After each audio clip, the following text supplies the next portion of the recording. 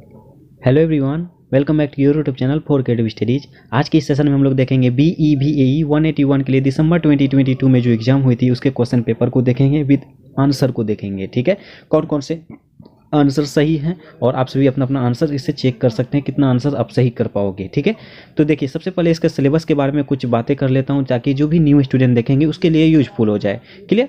देखिए सबसे पहले इसके सिलेबस के बारे में बता दूं, ये सब्जेक्ट जो है ना आपका MCQ बेस यानी ऑब्जेक्टिव टाइप के क्वेश्चन पेपर होते हैं। ठीक है ना, इसमें 4 ऑप्शन दिए जाएंगे, एक क्वेश्चन दिए जाएंगे, क्वेश्चन के 4 ऑप्शन दिए जाएंगे, 4 में से किन्हीं एक ऑप्शन जो है सही होगा तो इस तरह से आपका होगा। और टोटल 50 क्वेश्चंस पूछे जाएंगे। ठीक है, टोटल मार्क्स मतलब 50 होती है और 2 घंटे का समय दिया जाता है। आप सभी यहाँ देख सकते हैं इस सब्जेक्ट का नाम है पर्यावरण अध्ययन पर क्षमता वर्धन अनिवार्य पाठ्यक्रम। ठीक है, यहाँ आप सभी देख सकते हैं जैसे कि इसके क्वेश्चन पेपर जो है 50 मार्क्स का होता है, 2 घंटे का समय दिया जाता है। क्लियर। तो इस तरह से आपका सिलेबस होती है। ये ऑब्जेक्टिव टाइप का ही होता है, चाहे कोई भी सेशन के हो, सभी सेशन में ऑब्जेक्टिव टाइप के ही होंगे, चाहे आप जून सेशन के हो, दिसंबर सेशन के हो, आने वाले एग्जाम में सबके लिए ये MCQ बेस ही होगी। ओके, चलिए तो इसके बारे में हम लोग सिलेबस के बारे में देख लिए। तो इसमें हम लोग देखते हैं, इसमें जो OMR सीट पर लिखा जाएगा। ठीक है ना, तो हम लोग कुछ क्वेश्चन को देखेंगे। क्वेश्चन में तो आपको जो आंसर होगा उसको मैं बताता ही चला जाऊंगा, और जो भी आंसर होगी ये 100% श्योर सही रहेगा। ठीक है, अगर कोई स्टूडेंट का कन्फ्यूजन है तो मैं उसमें जो ना बताते चला जाऊंगा। पेज नंबर मेरे पास है, मैंने इतना समय इसलिए लिया क्योंकि मैंने बुक में और जो भी मैंने पढ़ाया था उससे सब कुछ मैंने एनालिसिस किया, उसके बाद मैं फिर से ये सेकेंड पार्ट लेकर आया हूँ।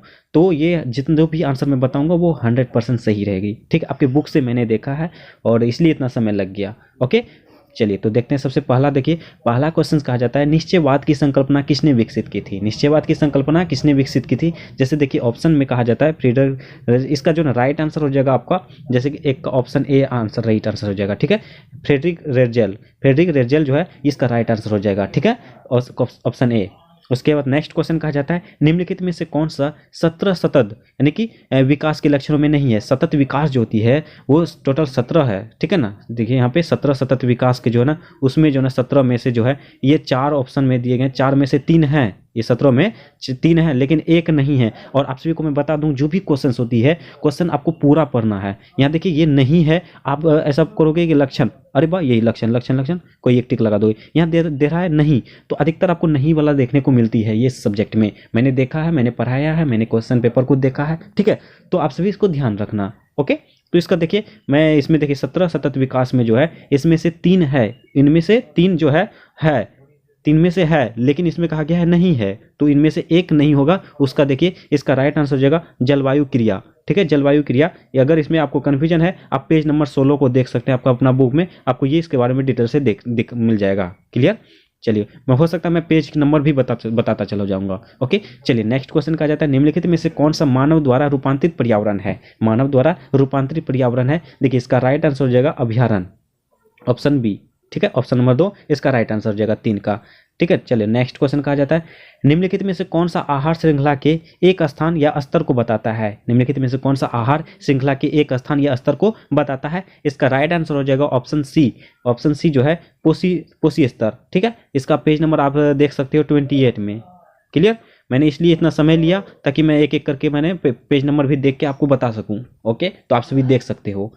चलो नेक्स्ट क्वेश्चन कहा जाता है जीव मंडल यानी बायोस्फीयर में जल घटक कहलाता है। इसका राइट आंसर हो जाएगा आप सभी जल मंडल। बहुत सारे स्टूडेंट, मैंने इसका भी क्लास में बताया भी था, तो इसमें ये सही है। ठीक है, चलो नेक्स्ट क्वेश्चन कहा जा रहा है सल्फर चक्र का उदाहरण है। सल्फर चक्र जो है किसका उदाहरण है। गैसीय चक्रण का, अवसादी चक्रण का। ये जो है ना दोनों का है, गैसीय और अवसादी दोनों का है, जो कि ऑप्शन नंबर सी में दिया गया है। ठीक है, इसका right answer option number C हो जाएगा। क्लियर। चलो नेक्स्ट क्वेश्चन कहा जा रहा है, आप इंग्लिश में भी नंबरिंग वाइज से आप मिला सकते हो। क्लियर, तो इंग्लिश हिंदी चाहे कोई भी हो, जैसे 7 नंबर में जो क्वेश्चन है उसमें भी 7 में वही है। इसका वैसे लैंग्वेज जो है मीडियम चेंज कर दिया गया है, तो आप सभी ऑप्शन के अनुसार चेक कर सकते हो। क्लियर। चलिए नेक्स्ट क्वेश्चन कहा जाता है द्वितीयक उपभोक्ता है। द्वितीयक उपभोक्ता है, इसका राइट आंसर हो जाएगा आपका ऑप्शन सी मांसभक्षी। द्वितीय उपभोक्ता है मांसभक्षी। इसका जो ना आप पेज नंबर 88 में देख सकते हो, मिल जाएगा आपको। ओके, चलो नेक्स्ट क्वेश्चन कहा जाता है शंकुधारी वृक्ष वन में मृदा होती है। शंकुधारी वृक्ष में मृदा जो होती है ये क्या होता है। जैसे इसका राइट आंसर हो जाएगा option A. Clear, option A. आप सभी को कंफ्यूजन है तो आप सभी जो 41 पेज नंबर देख सकते हो।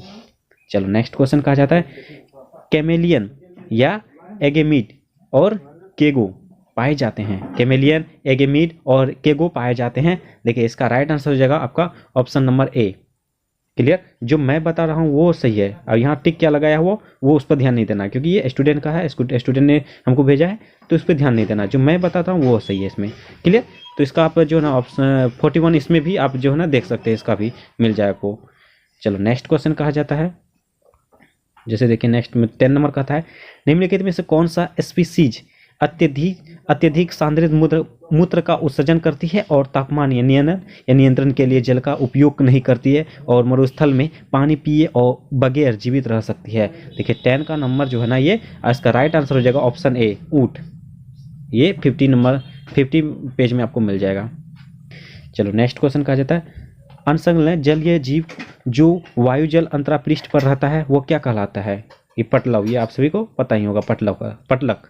चलो नेक्स्ट क्वेश्चन कहा जाता है, जलीय संसाधनों के वैश्विक वितरण पर विचार करें तो मीठे जल का प्रतिशत कितना है? जलीय संसाधनों के वैश्विक वितरण पर विचार करें तो मीठे जल का प्रतिशत कितना है? आपको ये पता ही होगा, 3% से कम है, 3% से कम है। अगर आपको कन्फ्यूजन है आप पेज नंबर 32 देख सकते हो, पेज नंबर 32। चलिए अब अगले सवाल की ओर बढ़ते हैं हम लोग। जैसे क्वेश्चन नंबर अब 13 आ जाएगा। ठीक है, 13 में क्या कहा जाता है, निम्नलिखित में से कौन सा और नवीकरणीय संसाधन है? निम्नलिखित में से कौन सा और नवीकरणीय संसाधन है? इसका जो है सही जवाब हो जाएगा ऑप्शन नंबर 3, खनिज निक्षेपीय। ठीक है, इसका पेज नंबर 66 में मिल जाएगा। नेक्स्ट, समुद्री जल की औसत लवणता होती है, समुद्री जल की औसत लवणता होती है ऑप्शन नंबर बी 3.5%, 3.5%। इसका अगर पेज नंबर बोला जाए तो 52 में आपको इसको मिल जाएगा। क्लियर? चलो नेक्स्ट क्वेश्चन की ओर बढ़ते हैं हम लोग। निम्नलिखित में से किसे खाद को मिलाने पर प्राप्त नहीं किया जा सकता है? खाद को मिलाने पर प्राप्त नहीं किया जा सकता है। इसका राइट आंसर जाएगा ऑप्शन डी, मृदा लवणता में कमी। ठीक है, मृदा लवणता में कमी जो है ये खाद में नहीं प्राप्त किया जाता है। चलो अब नेक्स्ट क्वेश्चन कहा जाता है, निम्नलिखित में से कौन सा वन का सहायक पारितंत्र और प्रक्रिया या प्रसंस्करण कार्य का भाग नहीं है? इसका 16 का जो है राइट आंसर हो जाएगा ऑप्शन डी। क्लियर? देखिए कार्बन सिंक की भांति कार्य करता है, ये राइट आंसर हो जाएगा आपका। चलो नेक्स्ट क्वेश्चन की ओर बढ़ते हैं हम लोग। निम्नलिखित में से कौन सा वन अनुरूपण का परिणाम है? निम्नलिखित में से कौन सा वन अनुरूपण का परिणाम है? इसका सही जवाब हो जाएगा option number A, option number A इसका राइट आंसर हो जाएगा। ठीक है, वनस्पतियों में कमी के कारण मृदा अपरदन में वृद्धि, इसका ये परिणाम है। चलिए नेक्स्ट क्वेश्चन की ओर बढ़ते हैं हम लोग। नेक्स्ट क्वेश्चन है, निम्नलिखित में से कौन सा गैर लकड़ी वन उत्पाद नहीं है? गैर लकड़ी वन उत्पाद नहीं है। इसका राइट आंसर हो जाएगा ऑप्शन नंबर सी, जलाने योग्य लकड़ी। ठीक है, इसका पेज नंबर आप जो है ना 98 में देख लीजिएगा, मिल जाएगा आपको, 98 में मिल जाएगा। चलिए नेक्स्ट क्वेश्चन की ओर देखते हैं हम लोग। नेक्स्ट क्वेश्चन कहा जाता है, थोड़ा सा क्वेश्चन ब्लर है, कोई बात नहीं। ठीक है, आप देखिए भारत की जैव विविधता के विषय में निम्नलिखित में से कौन सा कथन सही है? देखिए इसका राइट आंसर हो जाएगा 19 का जो है option number D, option number D, जैव विविधता का रूपांतरण सिर्फ फेड फूस है। ठीक है, जैव विविधता का रूपांतर सिर्फ फेड फूस है, इसका राइट आंसर हो जाएगा। अगर पेज नंबर की बात कहा जाए तो ये आपको जो ना पेज नंबर 108 यानी कि 108 में मिल जाएगा, 108 नंबर पेज में मिल जाएगा आपको इसका राइट आंसर। चलो नेक्स्ट क्वेश्चन की ओर देखते हैं। ये कहा जाता है एक अधिक विविधता वाला पारितंत्र होगा, एक अधिक विविधता वाला पारितंत्र होगा। ये 20 का राइट आंसर हो जाएगा ऑप्शन ए, अधिक जटिल, अस्थिर और प्रतिरोधी, इसका भी 108 में मिल जाएगा। ठीक है, दोनों आपको मिल जाएगा। चलिए नेक्स्ट क्वेश्चन की ओर बढ़ते हैं हम लोग। निम्नलिखित में से कौन सा जंतु सिर्फ ब्रह्मपुत्र घाटी में ही पाया जाता है? चलिए इसका ब्रह्मपुत्र घाटी में ही पाया जाता है। 21 का राइट आंसर हो जाएगा ऑप्शन नंबर बी, राइनोसिरोम ये राइट आंसर हो जाएगा। ये भी आपको जो है ना पेज नंबर 116 यानी 116 में पेज नंबर मिल जाएगा। नेक्स्ट क्वेश्चन कहता है, निम्नलिखित में से कौन सा जैव विविधता का हॉटस्पॉट नहीं है? जैव विविधता का हॉटस्पॉट नहीं है, ये मैंने कई सेशनों में इसको डाला हुआ था, मध्य प्रदेश के भी और उत्तर में क्षेत्र, ये आपको ये राइट आंसर हो जाएगा।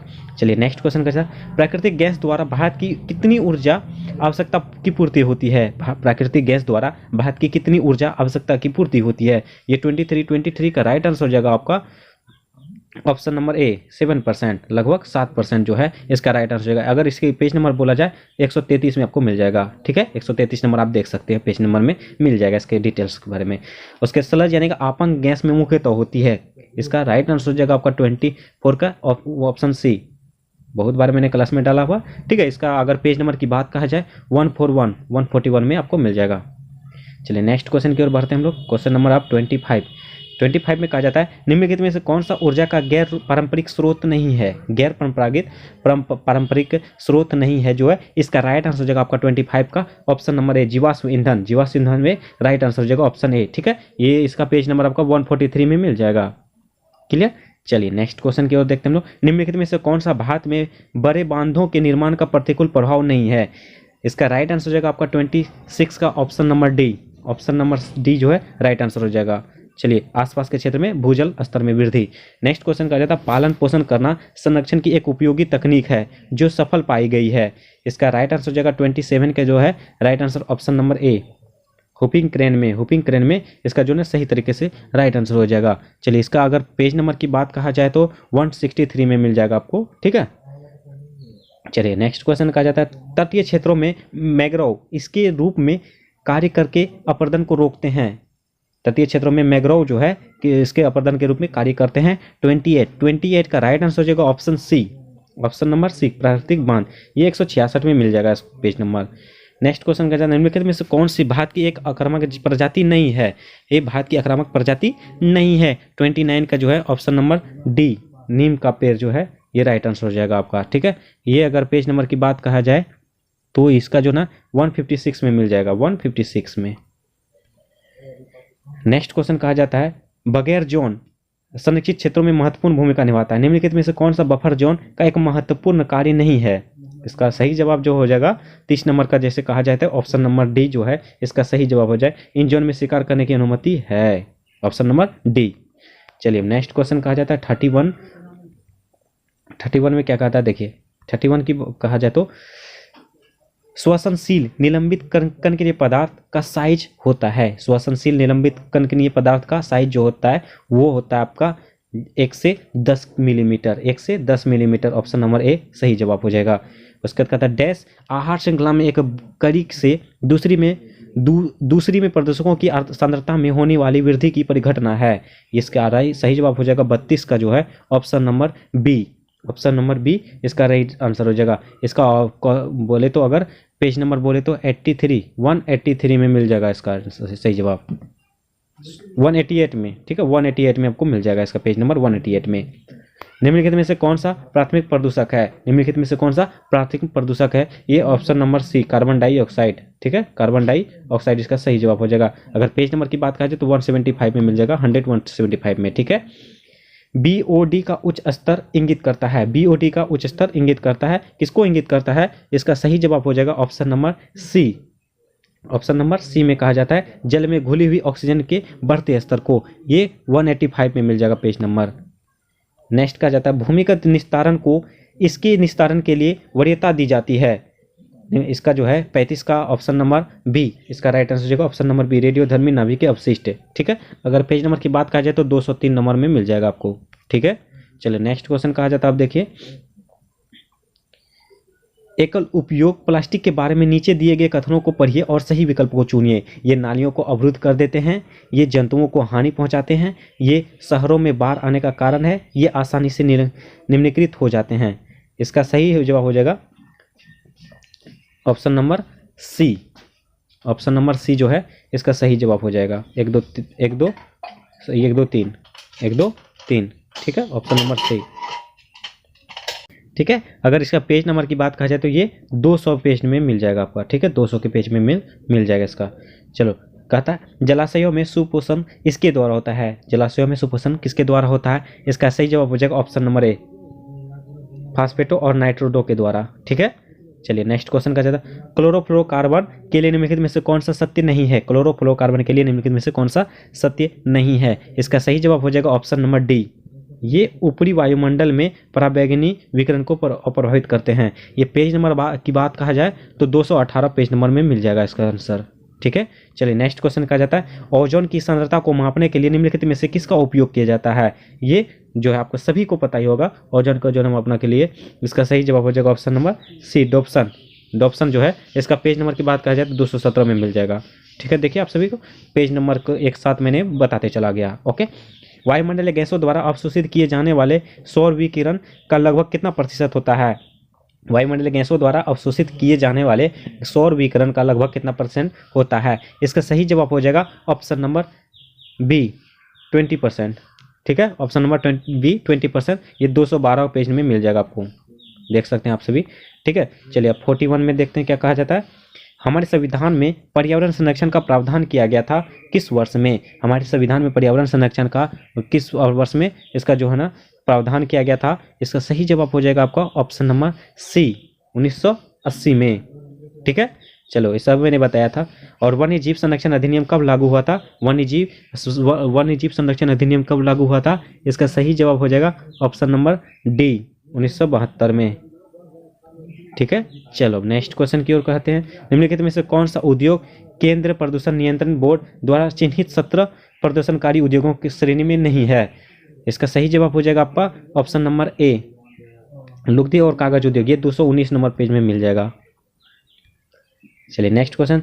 2100 तक विश्व जनसंख्या के हो जाने की संभावना है। विश्व की जनसंख्या लगभग कितना हो जाएगा?